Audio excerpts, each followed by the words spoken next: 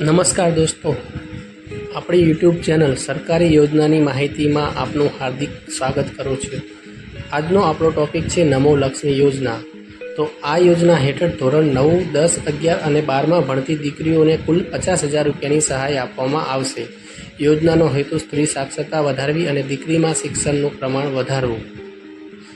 નમો લક્ષ્મી યોજનાનો લાભ કોને મળશે? પહેલાં તો ગુજરાતની ધોરણ 9 થી 12માં અભ્યાસ કરતી વિદ્યાર્થીની આ યોજના માટે પાત્ર છે। સરકારી નિયમ અનુસાર શાળામાં વિદ્યાર્થીની પૂરતી હાજરી હોવી જોઈએ। અરજદાર વિદ્યાર્થીની સરકારી અનુદાનિત અને ખાનગી માધ્યમિક અને ઉચ્ચતર માધ્યમિક શાળામાં અભ્યાસ કરતી હોવી જોઈએ।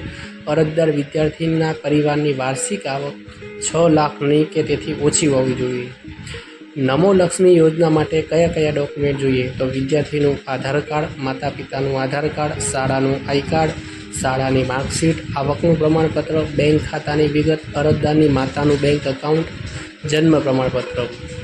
શિષ્યવૃત્તિની આર્થિકની સહાયની ચૂકવણી તો ધોરણ 9માં 10,000 રૂપિયા, ધોરણ 10માં 10,000 રૂપિયા, ધોરણ 11માં 15,000 રૂપિયા, ધોરણ 12માં 15,000 અને કુલ ટોટલ શિષ્યવૃત્તિ 50,000 રૂપિયા આપવામાં આવશે।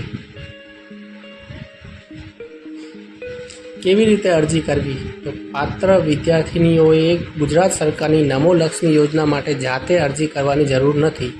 છોકરીઓની સંબંધિત શાળાઓ કે જેમાં તેઓ અભ્યાસ કરી રહી છે તે પાત્ર લાભાર્થીઓની નોંધણી કરી શકે છે। તેમની શાળાના નોડલ અધિકારીને વિદ્યાર્થીનીઓએ બેંક એકાઉન્ટ નંબર, આધાર કાર્ડ વગેરે જેવી તમામ વિગતો સબમિટ કરવી પડશે। શાળાના નોડલ અધિકારી તમામ લાયકાત ધરાવતી છોકરીઓની યાદી બનાવશે જેઓ નમો લક્ષ્મી યોજનાનો લાભ મેળવવા માટે હકદાર છે।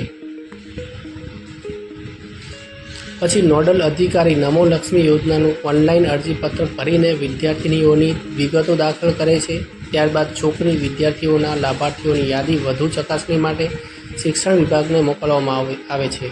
નમો લક્ષ્મી યોજનાના પસંદગી પામેલા વિદ્યાર્થીઓને તેમના મોબાઈલ ફોન પર મેસેજ અથવા તો ઈમેલ દ્વારા સૂચિત કરવામાં આવશે। ત્યારબાદ શિષ્યવૃત્તિ તરીકે માસિક નાણાકીય સહાય દર મહિને વિદ્યાર્થીની લાભાર્થીઓના બેંક ખાતામાં ટ્રાન્સફર કરવામાં આવશે। મિત્રો, વિડીયો તમને સારો લાગ્યો હોય તો